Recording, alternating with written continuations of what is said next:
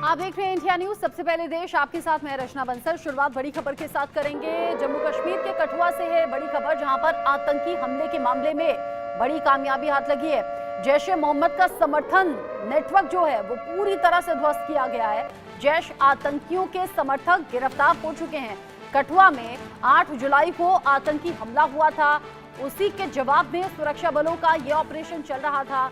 जैश ए मोहम्मद का समर्थन करने वाला जो नेटवर्क है उसे पूरी तरह से ध्वस्त किया गया है। 8 जुलाई को जो आतंकी हमला किया गया था, उस हमला मामले में जांच की गई, सर्च ऑपरेशन चला। जैश ए मोहम्मद का समर्थन नेटवर्क अब ध्वस्त हो गया है। जैश आतंकियों के समर्थक अब गिरफ्तार हो गए हैं। 8 जुलाई को जो आतंकी हमला हुआ था उसका बदला एक तरीके से सुरक्षा बल के जवानों के जरिए लिया गया है। जैश ए मोहम्मद का जो समर्थन नेटवर्क है, यानी कि जो लोग सपोर्ट कर रहे थे, उस पूरे नेटवर्क को अब खत्म करने की बारी आ गई है। कठुआ में आतंकी हमला मामले में ये बड़ी कामयाबी हाथ लगी है। जैश ए मोहम्मद का समर्थन नेटवर्क खत्म कर दिया गया है। जिन लोगों के जरिए समर्थन किया गया, जो जैश के आतंकियों के समर्थक रहे, उन्हें पकड़ा गया है। ऐसे में जो पूरा नेटवर्क था वो खत्म किया गया। और आतंक के खात्मे के लिए जरूरी भी होता है जड़ों तक पहुंचना। जब वो जड़ कटेंगी तभी आतंक का सफाया होगा। कठुआ में 8 जुलाई को जो आतंकी हमला हुआ था, उस मामले में ये बड़ी कामयाबी है। जैश ए मोहम्मद का समर्थन नेटवर्क ध्वस्त कर किया गया। जैश आतंकियों के समर्थक जो है वो गिरफ्तार हो चुके हैं। Group captain retired UK Devnath sir जुड़ गए हैं डिफेंस एक्सपर्ट के तौर पर। मेरे सीनियर कुलीग अजय जांडियाल थोड़ी देर में जुड़ेंगे। मेजर रिटायर्ड मोहम्मद अली शाह भी जुड़ेंगे डिफेंस एक्सपर्ट के तौर पर। सबसे पहले यूके देवनाथ सर, 8 जुलाई को हमला हुआ और यहाँ पूरा नेटवर्क ध्वस्त कर दिया गया है। बड़ी ये कामयाबी है। और किसी भी नेटवर्क को ध्वस्त करने के लिए नीचे जड़ों तक पहुंचना जरूरी है, जो यहाँ हुआ है। सबसे पहले तो मैं सुरक्षा बलों को और हमारी इंटेलिजेंस एजेंसीज को बधाई देना चाहता हूं। उन्होंने एक बहुत बड़ी कामयाबी हासिल की है। हमें याद रखना पड़ेगा, ये एक ऑन गोइंग प्रोसेस है। कश्मीर में एक ऐसा इलाका है, कश्मीर एक ऐसा इलाका है जहां पाकिस्तान की आईएसआई हर रोज नए नए एजेंट बनाने में कामयाब हो रही है। लोकल सपोर्ट है, ओवरग्राउंड वर्कर हैं, अंडरग्राउंड वर्कर हैं, स्लीपर सेल हैं, लोन वुल्फ अटैक के लिए उन्होंने लोगों को तैयार किया हुआ है। ऐसी हालत में सारी इंटेलिजेंस एजेंसीज को मालूम है कि ये फिर अगले हफ्ते तक पनप जाएंगे। हमें नहीं भूलना चाहिए कि अब 5 अगस्त आ रहा है और फिर 15 अगस्त आ रही है। 5 अगस्त को धारा 370 2019 में हमने निरस्त कर दिया था।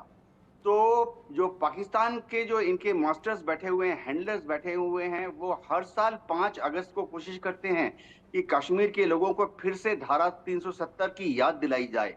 तो कार्रवाइयां आज से लेकर 5 अगस्त तक, कार्रवाइयां से मतलब है एक्शंस बाय पाक आईएसआई और उनके जो गुर्गे हैं हिंदुस्तान में बैठे हुए, वो 5 अगस्त तक बढ़ते रहेंगे।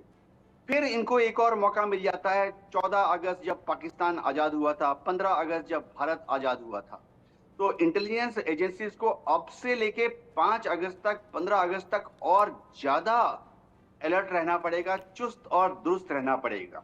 जी, अब चुस्त दुरुस्त रहना पड़ेगा और ज्यादा अटेंटिव भी रहना पड़ेगा। आपने बिल्कुल ठीक कहा, 15 अगस्त नजदीक है। ऐसे में हो सकता है इन आतंकी ग्रुप्स के जरिए, इन घुसपैठियों के जरिए आगे भी इस तरह की कोशिशों को अंजाम देने की तैयारी हो।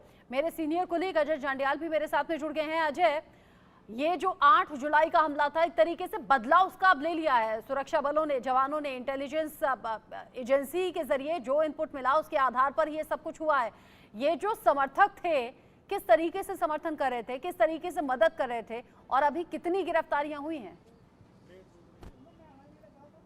देखिए, मैं आपको बताऊं कि अलग अलग जो इंसिडेंट हो रहे थे, इसमें एक चीज़ सामने आई कि लगातार रियासी में आप देखिए कि कैसे आतंकियों ने जब हमला किया, उसके बाद जो है आतंकियों के जो गुर्गे थे, जिन्होंने आतंकियों की मदद दी थी, उनकी गिरफ्तारियां हुई। उसके बाद जब डोडा में हमले हुए, वहां पे गिरफ्तारियां हुई। और अब आप देखें तो कठुआ में भी जो है बड़ी गिरफ्तारियां हुई हैं। ये वो लोग हैं जिन्होंने आतंकियों को बॉर्डर के इलाकों से वहां से रिसीव किया और उसके बाद जम्मू कश्मीर, ना सिर्फ जम्मू कश्मीर बल्कि जम्मू कश्मीर से बाहर के इलाकों में भी जो है वो ड्रॉप किया, ट्रांसपोर्ट किया। तो ये साफ दिखाता है कि ये जो लियाकत है और उसके साथ जो एक और शख्स पकड़ा गया है जो टेरर एसोसिएट, इनका मकसद जो है वो जम्मू कश्मीर में कहीं ना कहीं हालात खराब करने में पाकिस्तान का साथ देना है।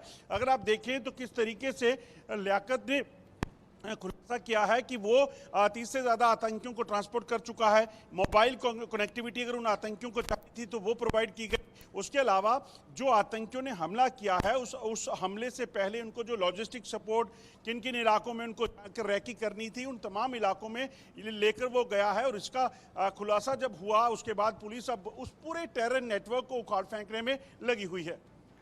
अब पुलिस और सेना के जवान साझा ऑपरेशंस लगातार अलग अलग वक्त पर चला रहे हैं। 8 जुलाई को आतंकी हमला हुआ था, उसका जवाब देते हुए इस पूरे नेटवर्क को उखाड़ फेंकने की तैयारी है। अजय, आप रहिए।